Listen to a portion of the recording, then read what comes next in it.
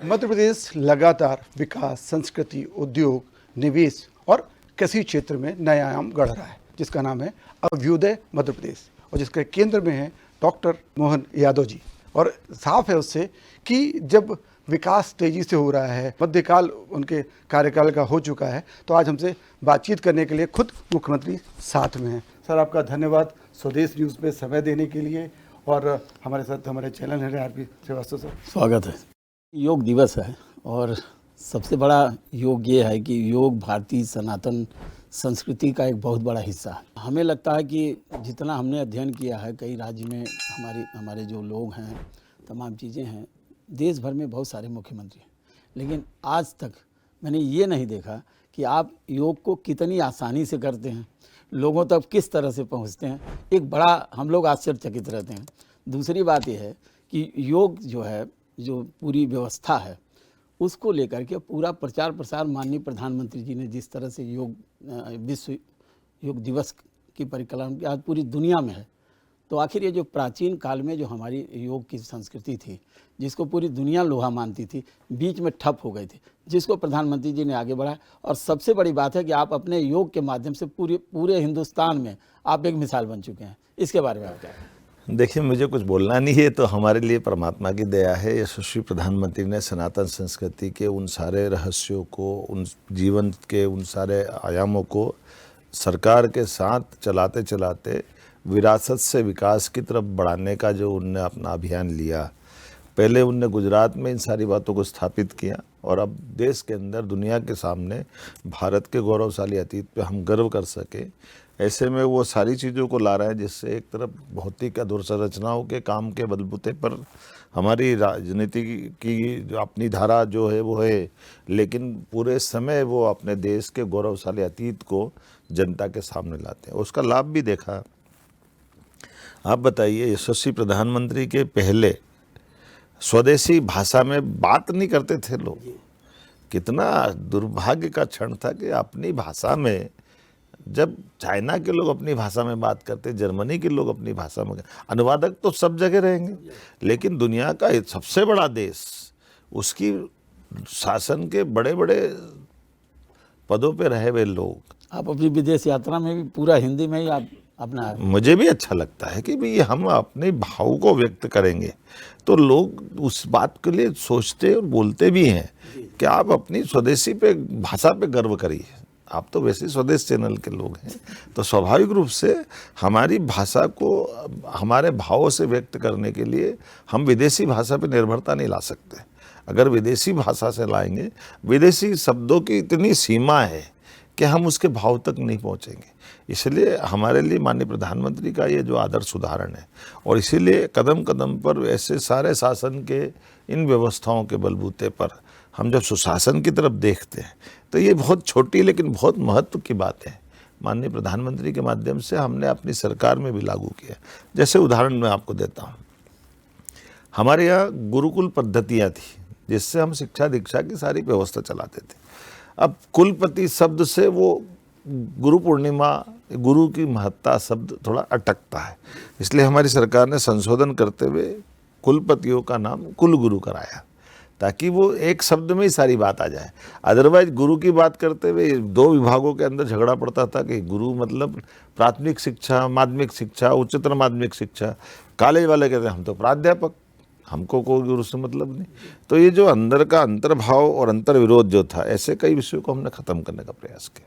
मुख्यमंत्री जी, एक चीज़ और हम जानना चाहते हैं कि ये योग है, योग को आपने राजनीति में, शासन प्रशासन में एक जोड़ने का काम किया, उसको भी एक तरह से, इसके बारे में आपका क्या कहना है? मेरे लिए बात करेंगे तो हमारे पास ये योग ऋषि मुनियों के ज़माने से ये बहुत अद्वितीय देन है, जिसको अगर मैं आदि गुरु के माध्यम से देखूं तो साक्षात महादेव ने इस योग के अधिष्ठाता देव हैं।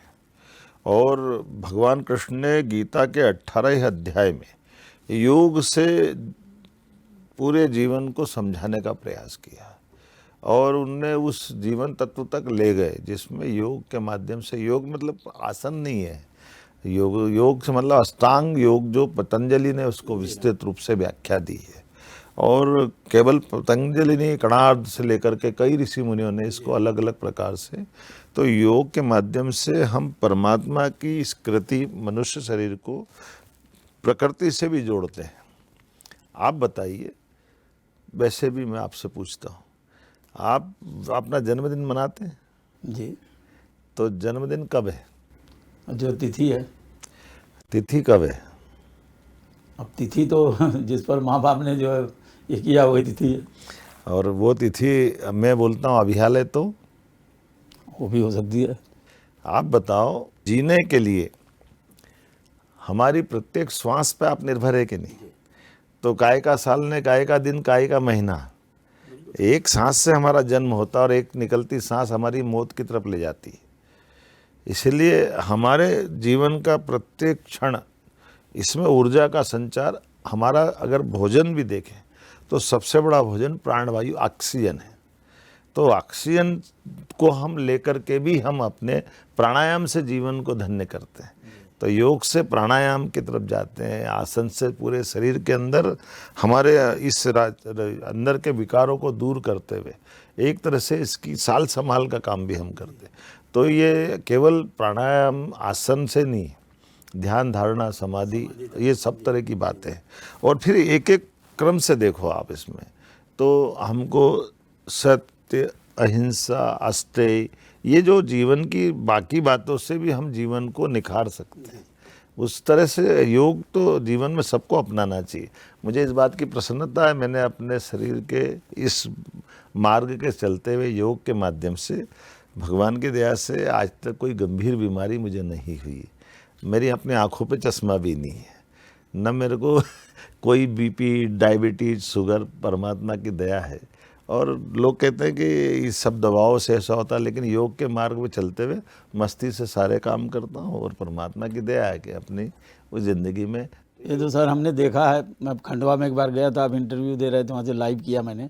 आप पहले जो है अपने एक तरह से कसरत योग कर रहे थे और आपने हम लोगों को बोला कि आप जो है थोड़ा देर रुकिए। तो आपका एक नित्य प्रति आपकी एक प्रक्रिया है कि आप इसको करते रहते हैं। एक दूसरा सवाल ये है मेरा कि आप ऑन स्पॉट डिसीजन लेते हैं, कई ऐसे फैसले लिया आपने जब तत्काल लोगों से कनेक्ट होते हैं, आखिर ये कैसे करते हैं आप? देखिए, ऐसा है कि ईश्वर आपके अंदर, सबके अंदर शक्ति देता है और फैसला, न्याय ऐसा मांगता है कि त्वरित गति से अगर अपन विचार करके हाथों हाथ निर्णय करते हैं। आपको अंदाजा है हमारी यहाँ की न्याय पद्धति तो पंच न्याय 5 जने बैठ के करते थे। तो ये जो परमात्मा की दया से हमको अगर फैसले करना है और आपका अंतर्मन साफ है, आपके मन में कोई दुर्भावना नहीं है, तो ईश्वर आपको ताकत देता है। और ये बात सही कि निर्णय की गति ही निर्णय की सार्थकता सिद्ध करती है। निर्णय में देरी से दुरुपयोग भी हो सकता है, दुष्परिणाम भी हो सकता है और उस निर्णय की आत्मा भी मर जाती है। इसलिए मैं आपको एक छोटा सा उदाहरण देकर के अपनी बात समझाने का प्रयास करूँगा। विक्रमादित्य ने अपने शासनकाल में देश के तमाम देश विरोधियों से युद्ध में सफलता प्राप्त करके उनको सबको परास्त कर दिया और उस समय के सबसे बड़े आक्रांताओं को उनके सामने जब पेश किया गया, एक घटनाक्रम ये होता है कि विक्रमादित्य के उस घटनाक्रम में उसी विदेशी शासनकर्ताओं की बहन से विक्रमादित्य की शादी हो चुकी है। उनके गुरु ने कहा कि ये उनके जीवन का एक पक्ष है, तो उससे विवाह हो गया। ऐसे में जब अपने वो एक तरह से जब वो विजेता होकर के शासन पे बैठ करके शासन का संचालन कर रहे हैं, ऐसे में उनके जो उनकी श्रीमती के भाई जो उस विदेशी शासन के सूत्रधार थे, जिनसे पूरा हमारा देश उस शकों के आक्रमण का शिकार हुआ था, तो खरोस्त और उनके जो 2 भाइयों को लेकर के जब पेश किया गया, तो विक्रमादित्य के सामने पेश करने पे उनकी पत्नी आ गई कि मेरे भाई हैं, इनको माफ़ कर दो। मैं आज भी उस फैसले को, इस विक्रमादित्य के न्याय की उस दृष्टांत में सर्वोपरि रखता हूँ। विक्रमादित्य अपनी आँखों के सामने से देखते हैं कि देखो, ये भले ही तुम्हारे भाई है, लेकिन ये देश के दुश्मन है, देश के करोड़ों लोगों से इनको कष्ट हुआ है, तो ऐसे लोगों के लिए मैं अपनी पत्नी के कहने पे छोड़ दूंगा तो मैं इस कुर्सी के साथ न्याय नहीं करूंगा। और इसीलिए वो कहते हैं देश इनके खिलाफ न्याय का निर्णय तुरंत मांगता है और निर्णय मैं अभी करूंगा। और उन्होंने अपने सामने उन तीनों अपने खुद के साले हाथी के पैरों के तले में ही मार करके ख़त्म करने का निर्णय दिया। ये निर्णय उस विक्रमादित्य की उज्जवल न्याय परंपरा की तरफ ले जाता है। तो जो निर्णय में देरी भी देश के साथ अपराध होता है। तो हम सब के लिए ये उत्कृष्ट उदाहरण है। इन उदाहरणों पे हमको बढ़ने की ज़रूरत है। तो हम अगर अन्याय देखते तो अन्याय का प्रतिकार करना ये हमारी विरासत की गौरवशाली परंपरा है। मैं मान के चलता हूँ कि शासन के कर्ता को अगर समय पे मालूम पड़ जाए तो उसकी प्रतिक्रिया आना ही चाहिए और निर्णय आने में कोई दुर्भावना नहीं होना चाहिए, कोई अलग से उसका मेलाफाइड इंटेंशन नहीं होना चाहिए। तो जब आप एक लाइन पे चलते हो, लगातार एक जैसे रहते हो, तो धीरे धीरे समाज भी उसको एक्सेप्ट करता है। मुझे इस बात का संतोष है। ऐसे त्वरित गति से निर्णय जब मैं करता हूँ तब अपने प्रदेश में भी मुझे इस बात के लिए माननीय मोदी जी इसके आदर्श उदाहरण हैं। वो ऐसी चीज़ों को कभी बर्दाश्त नहीं करते। वो अपनी चीज़ों में सदैव उसकी निष्पक्षता के लिए, सुशासन की उत्कृष्ट मिसाल के लिए और ऐसे अच्छे शासन करने के उनके उदाहरण से हम उनसे सीखते हैं। माननीय मुख्यमंत्री जी, एक चीज़ और मैं जानना चाहूँगा कि एक आपने जैसे शिक्षा के क्षेत्र में आपने लगातार प्रयोग किया, उच्च शिक्षा हो चाहे स्कूली शिक्षा हो, आपने सांदीपनि विद्यालय की एक कल्पना किया और उसको साकार कर रहे हैं। हमें लगता है कि जहाँ तक हम लोग भी देश भर में जहाँ भी देखते हैं जो सरकारी स्कूल हैं उसको मॉडल बनाने का आपने प्रयास शुरू किया और उसके जो है परिणाम भी आ रहे हैं।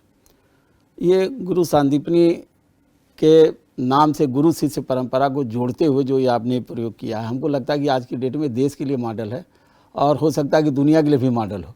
तो इसके पीछे आपकी क्या अवधारणा है? जब आपका चैनल स्वदेश आपने क्यों रखा? आप इसका किसी नाम को जॉर्ज, जी हाँ, वही वो रख लेते। तो ये आपका अपने देश से प्रेम है ना।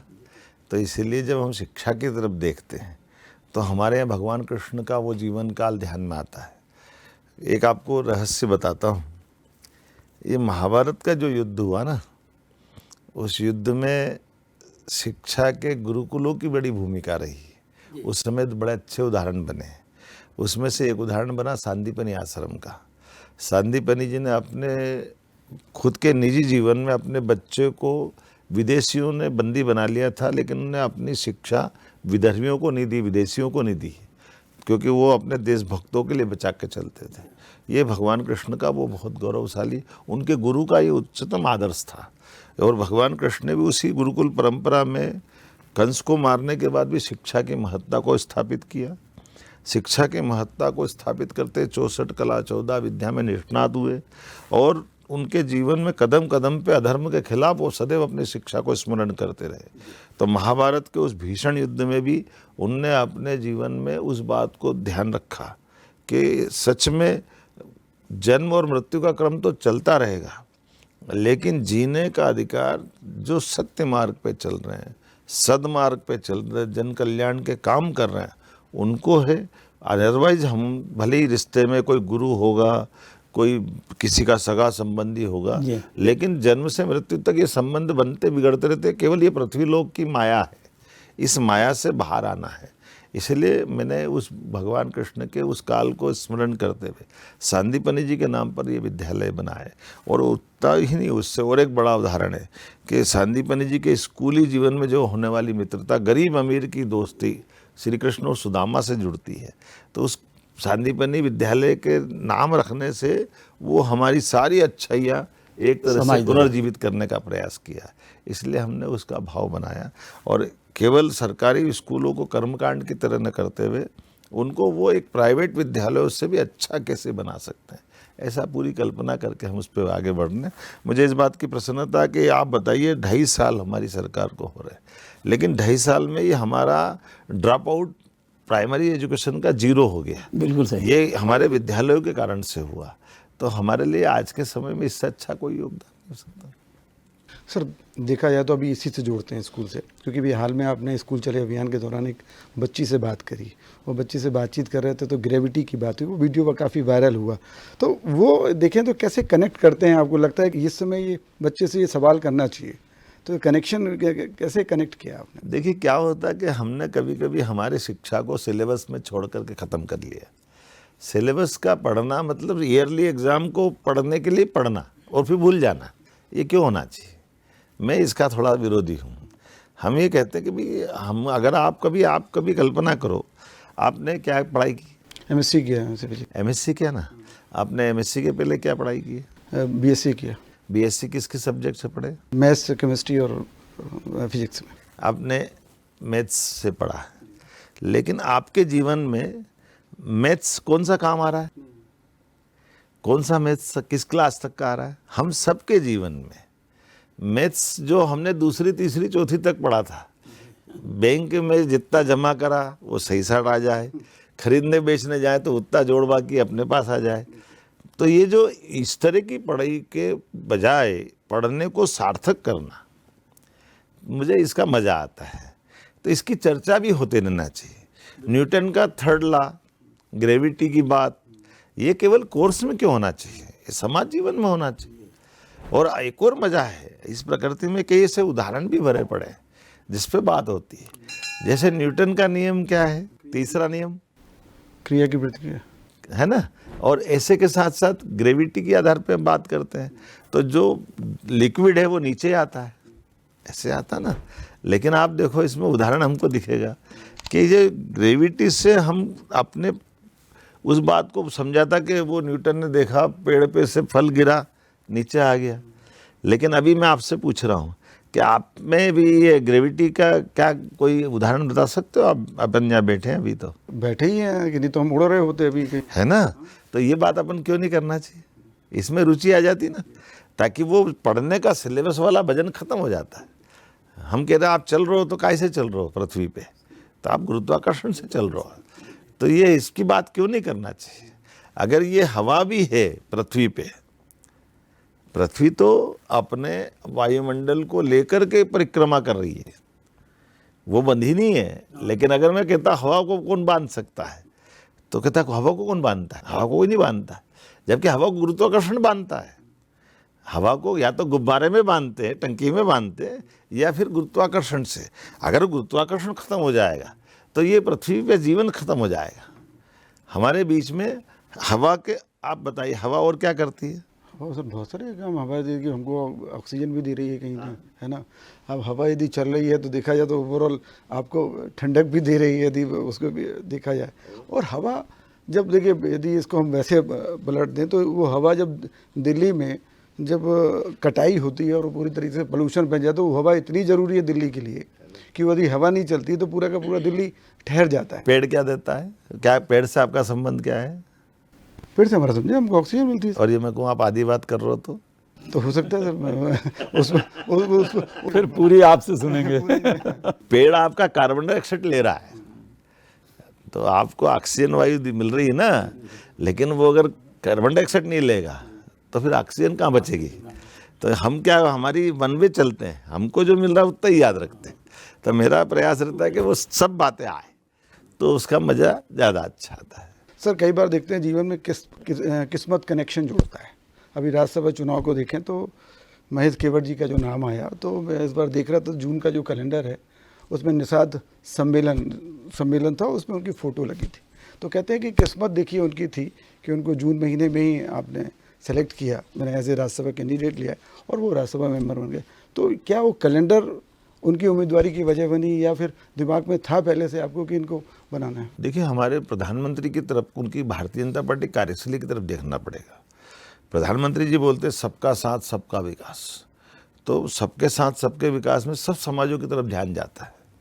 संयोग ऐसा कि निषाद राज जयंती आ रही है तो केवट का चित्र दिख गया। लेकिन हमारे देखो ना, उसके पहले उमेश नाथ जी महाराज, वो वाल्मीकि समाज से आते हैं, तो उनको हमने राज्यसभा में भेजा। ये हमारी पार्टी की विशेषता है। आप बताइए पूरी हमारी लोकसभा, विधानसभा, राज्यसभा में एक बड़ा माझी समाज हमारा इस राज्य के अंदर है, उनका कोई प्रतिनिधि नहीं है, तो उनको क्यों नहीं रखना चाहिए? वाल्मीकि समाज से कोई सांसद विधायक नहीं है हमारा, तो हम हमारी पार्टी से क्यों उनका प्रतिनिधित्व नहीं होना चाहिए। तो ये ऐसे हम सब समाज को जोड़ के चलने का काम है। तो राज्यसभा हो, लोकसभा हो, विधानसभा हो, पार्षद हो, सबका साथ, सबका विकास, सबका विश्वास, सबका प्रयास बोलने से नहीं होगा, करके दिखाना पड़ेगा। ये तो कांग्रेस भी मानने लगी कि बोलती जरूर नहीं है, लेकिन कांग्रेस मानती है कि बीजेपी में हर व्यक्ति की। मेरे से आओ ना, मेरे घर में कोई सांसद नहीं, कोई विधायक नहीं, मंत्री का सवाल ही नहीं था, मुख्यमंत्री तो सोच नहीं सकते। लेकिन हमारी पार्टी जो करती है वो करके दिखाती है, इतने बड़े राज्य का मुखिया बनाती है, तो ऐसे बड़े बड़े पद पे बिठाती, तो हमको ये स्मरण रखना पड़ेगा। राजनीति है तो हमको ये भूलना भी नहीं है। अब थोड़ी सर बात करें प्रदेश के विकास को लेकर के। प्रधानमंत्री जी जैसे युवा गरीब कल्याण और इसकी बात की, आपने ग्लोबल समिट किया, और इसके बाद रीजनल इंडस्ट्रियल समिट किया, और उसके बाद प्रदेश में लगभग जो है 32 लाख करोड़ रुपए का निवेश का प्रस्ताव आया। धरातल पर काफ़ी कुछ चीज़ें दिख रही हैं, जैसे हम लोग भी कभी जाते हैं देखते हैं। तो अभी अब क्या बाकी है, क्या अगला कोई चरण इसका होगा? बहुत सारे काम बाकी है अभी तो हमने प्रत्येक 5 साल में एक एक वर्ष को एक एक आयाम से जोड़ा है। जैसे प्रधानमंत्री जी ने 4 श्रेणियों में पूरे समाज को बांटा है, युवा, महिला, किसान, गरीब। इसलिए हमने अपने गरीब का मतलब रोजगार की आवश्यकता है। गरीब कौन क्या होता है, घर में 2 जून की रोटी चाहिए। तो औद्योगिकरण को लेकर बीता वर्ष हमने 2025 मनाया था। इस साल किसान कल्याण की बात कही, अगला वर्ष युवा मना रहा है, उसके बाद नारी बहनों के ऊपर जाने वाले। तो सरकार के 5 साल के अंदर ऐसे विकास के सारे पैमाने को, सारे विभागों को समावित करते हुए एक तरह से स्टेप बाय स्टेप तो राज्य की आर्थिक स्थिति बढ़े, जीएसडीपी बढ़े, हमारे सभी प्रकार के शासन की योजनाओं को धरातल तक उतारें, और राज्य के अंदर फ्लैगशिप वाली योजना जो भारत सरकार की प्रायोरिटी, उसमें भी हम टॉप आएँ। मुझे इस बात की प्रसन्नता है, आज प्रधानमंत्री आवास में देश में हम नंबर 1 की स्थिति में आए हैं। हमारे राज्य के अंदर के सभी विकास के कामों में, जैसे जल संरक्षणों पे काम चल रहा है, तो हमारी जल रचनाओं में देश में हम नंबर 1 आए। गेहूं खरीदी के मामले में देश में नंबर 1 आए। नदी जोड़ो अभियान में हम पहले नंबर पे आए। नदी जोड़ो अभियान का नवकरणीय ऊर्जा में हम पहले नंबर पे आए। प्राकृतिक खेती में हम पहले नंबर पे आए। बहुत सारी बातें, भावांतर योजना, सोयाबीन को खरीदी में हमने लगाना करके ये देश में उत्कृष्ट मॉडल खड़ा किया। और एमएसपी पे फसल का दाम किसानों को दिलाने के लिए उसमें हम सबसे आगे चल रहे हैं।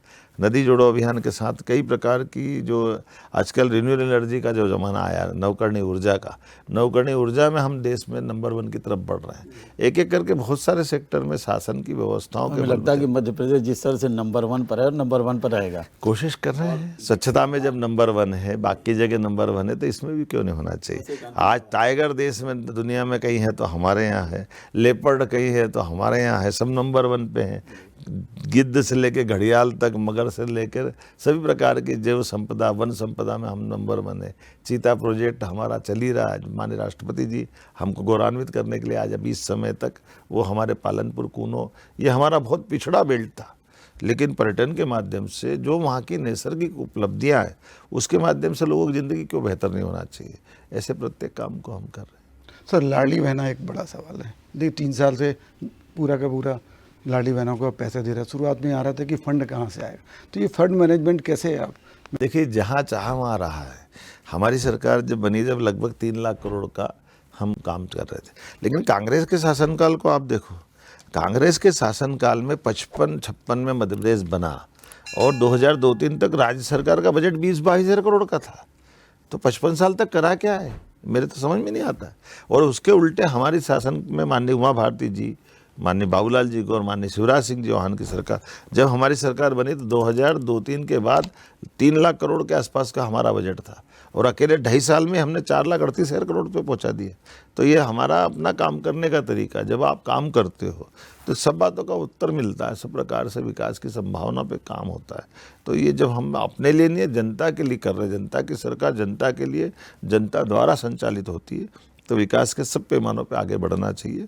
मुझे संतोष है, हम उस दिशा में माननीय मोदी जी के नेतृत्व में भारत सरकार, राज्य सरकार उनके साथ कदम से कदम मिला के चल रही है। एक छोटा सा सवाल, विकसित भारत 2047, हमको लगता है कि जिस गति से आप काम कर रहे हैं, क्या आने वाले समय में आप मध्य प्रदेश को नंबर 1 ही ले जाएंगे पूरे हिंदुस्तान में? देखिए, आपकी हमारी सबकी मनोभावना पूरी होगी, हम नंबर 1 पे रहेंगे, क्योंकि नंबर 1 पर हैं जैसे है। बिल्कुल, परमात्मा चाहेगा जरूर रहेगा।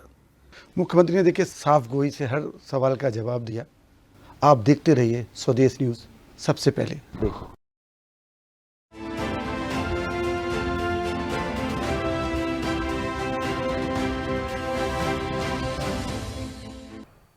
ऐसे ही वीडियोस के लिए लाइक करें, शेयर करें, फॉलो करें। YouTube पर जाकर सब्सक्राइब कर बेल आइकन दबाना ना भूलें और ताजा अपडेट्स के लिए swedeshlive.com पर जरूर जाएं।